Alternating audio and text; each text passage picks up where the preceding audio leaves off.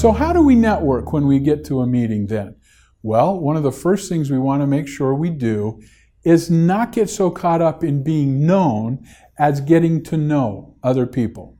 In other words, let them talk first. Ask questions when you meet them to get them talking and let them let it out so that you can ask questions about who they are, what they do, so that when they turn to you and say, "And what do you do, Clay?" I can now present to them with some understanding of what's relevant for them and maybe their circle of influence or other contacts. Okay? So it's really important to build rapport, and there's no better way to build rapport than to keep them talking about themselves. You'll find more common ground that way, which is another important factor in building rapport. Now, I've developed what I call an introductory presentation. So, when they turn to you and say, "What do you do, Clay?" Now I can talk to them with relevance. So the first stage is what we call resonating questions. Now, one of mine is, as a small business owner, have you ever felt overworked and underpaid? That's one I never get a no answer to. And so I know that it works. Or I might say, do you ever get the feeling that you spend a lot more time than you want trying to get clients and a lot less time than you want actually serving your clients and doing what you really love to do? Again, I very seldom get a no answer to that. I might ask, on a scale of 1 to 10, how good are you at what you do? On that same scale, how good are you at selling what you do? That's another resonating question. But the best format I've found that works the best most of the time is have you ever? And then you paint a picture of the stew, the pain, the problem that your clients are in that brings them to your door, that gets them to pay you for your product or service. Okay? Mine would be, what is low sales? Okay? Or the frustration of people having too few sales, not making enough money, just barely able to eke out a living because there's something missing in their sales process. And if I can articulate that in a question, it puts them in an emotional state of need so that the next thing I say, they can't say they don't have interest in. So again, going back to my question, it would be, have you ever felt like you spend a lot more time than you'd like to in finding clients and a lot less time than you'd like to in actually serving them and doing what you love to do? And they say yes. Now I'll move to this next step, which I call a unique value statement.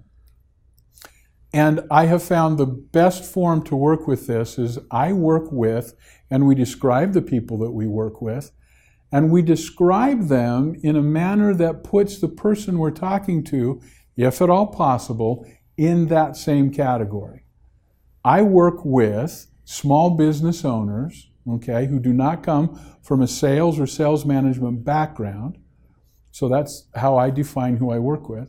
Who want, okay, and then I'll say something like, who want to spend a lot less time finding clients and a lot more time doing what they want to do, doing what they're best at, and getting paid well for doing it. Now notice I didn't say anything about how I did that or what I did specifically. I didn't talk about what I put into the transaction. I talked about what they get out of the transaction.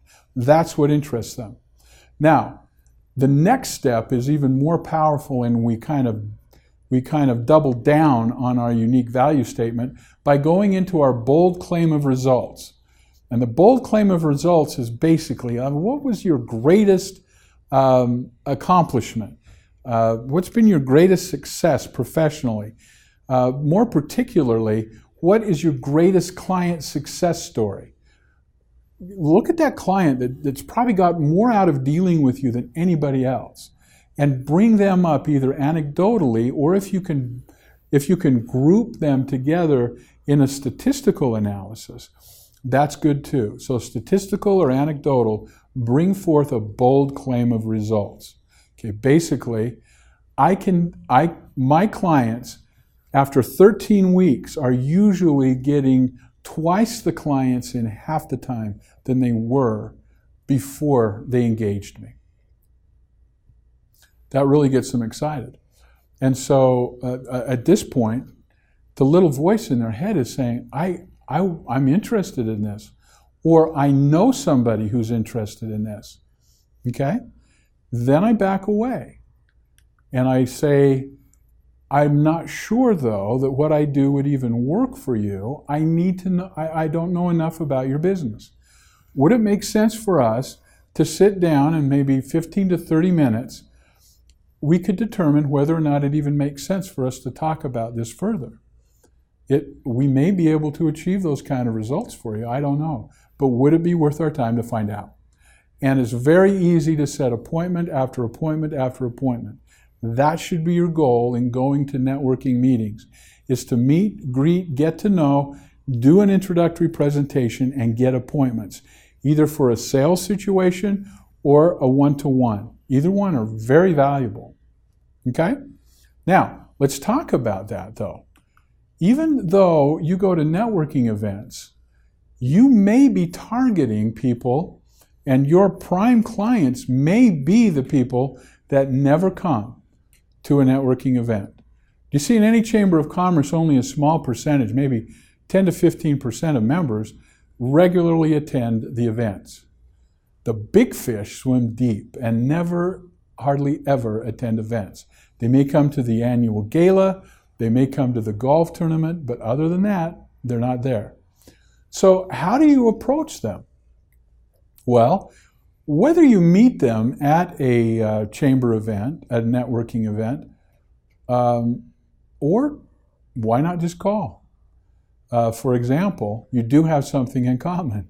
That is, you're both chamber members. Now, this has been very successful for me.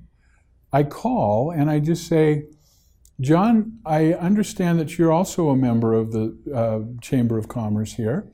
And, I've been dying to meet you because I've heard such good things about you. And I'm out meeting people all the time. And I want to make sure that I understand your business so that as I'm running into people, I can make sure I refer them your way. Do you have a moment where I could drop by and for 15 to 30 minutes, we could sit down and I could get to know more about your business? Again, if I'm approaching it that way and not, hey, John, we're both chamber members, I want to come and sell you my services, which probably wouldn't get me an appointment. I can get in a lot more of the time than if I represent my own business, okay? So for example, I taught this to my chamber ambassadors to go into businesses, not representing themselves or their business, but actually representing the Chamber of Commerce. So instead of saying I'm here for ABC credit card processing, I'm here as an ambassador of the Chamber, wanted to stop by today because I need to know more about your business as a Chamber ambassador. And I need to know who you need as referrals, because that's what we do in the Chamber. We help each other grow. Do you have a moment now or a time when I could come back when we could spend 15 to 30 minutes on discussing how we might be able to send referrals your way and who you'd like us to send, okay? And I've usually been able to get in a lot more than representing my own business. Now, does my business come up as a topic of discussion? Absolutely. After we've talked about his business, 75–80% of the time, I don't even need to bring it up. They do. And what do you do, Clay? Now, do you work for the Chamber, or are you... No, I'm a businessman just like yourself. I've got my own business, Personal Sales Dynamics. And in fact, John, have you ever felt overworked and underpaid?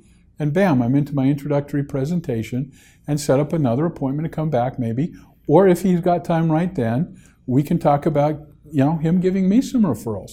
Or if he's interested, we can have a chat right then about getting involved in what I do for him. So it's worked out pretty well that way. So don't limit yourself to just the Chamber members that come to events. Go out, because I guarantee you, Very few, if any, of your fellow chamber members are doing this.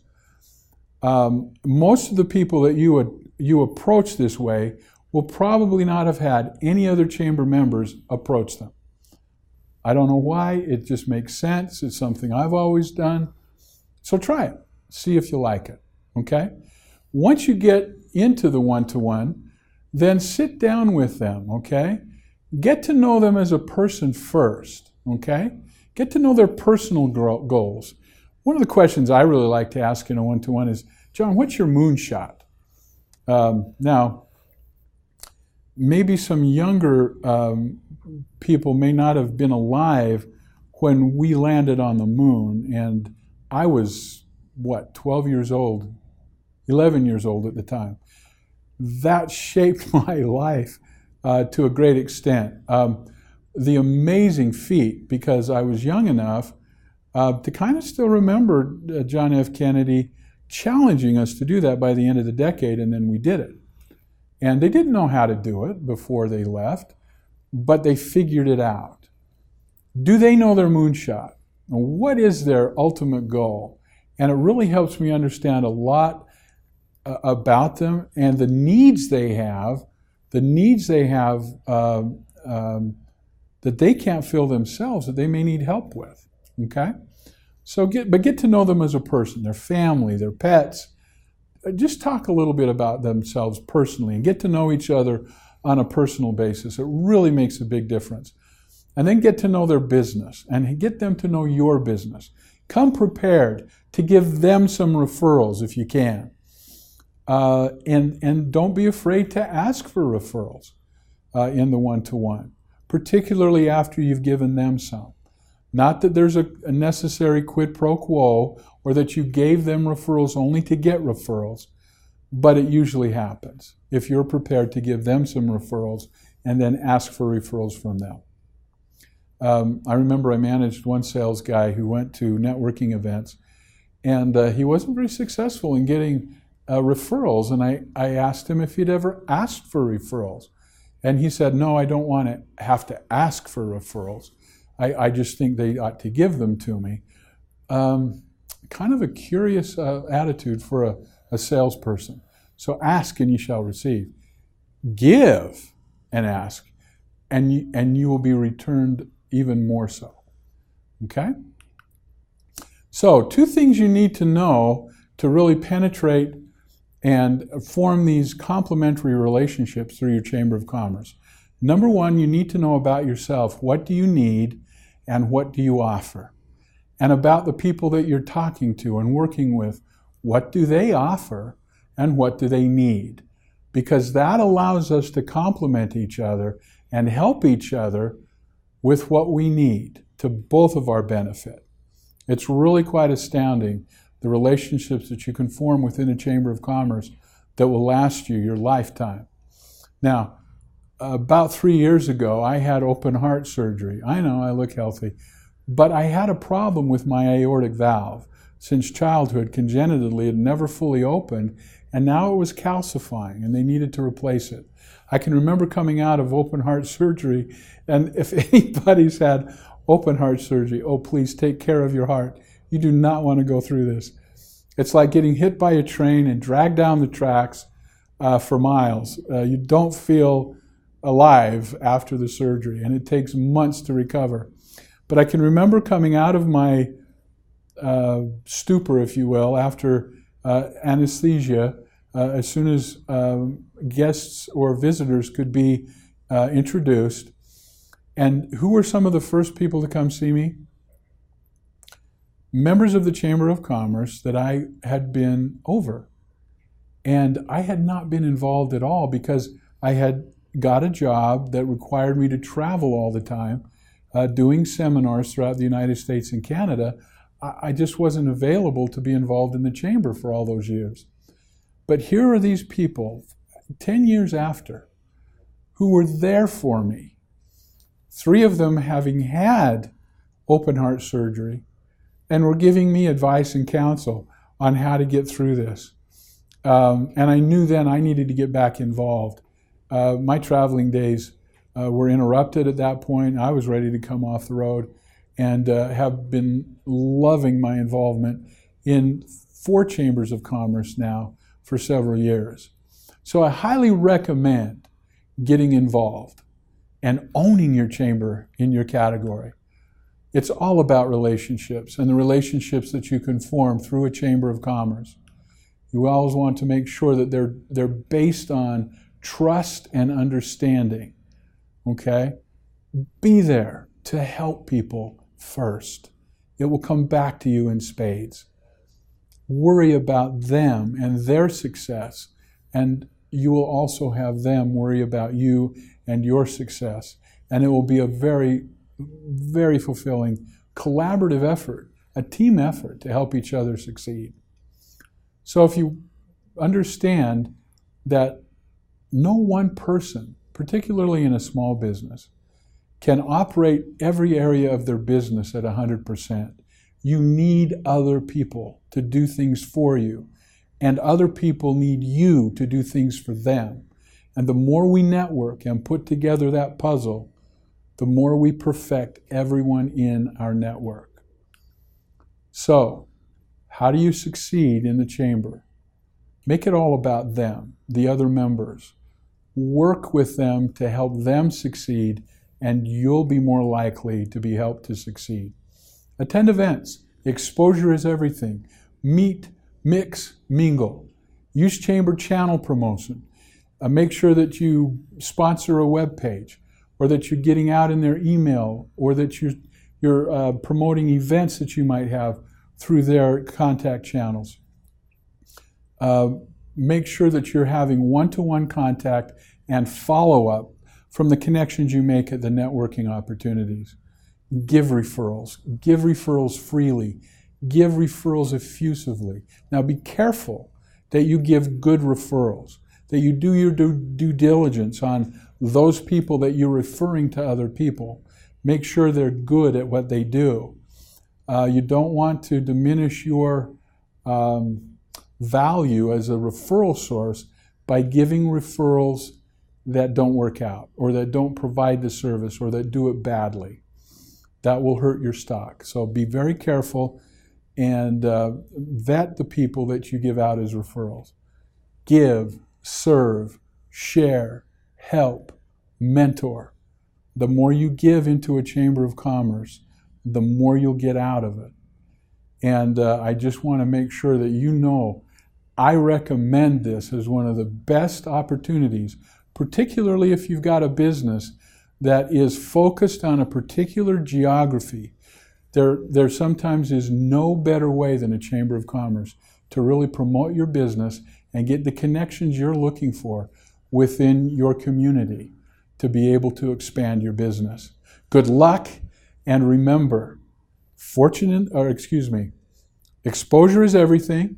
There is fortune in the follow-up, and work with the willing.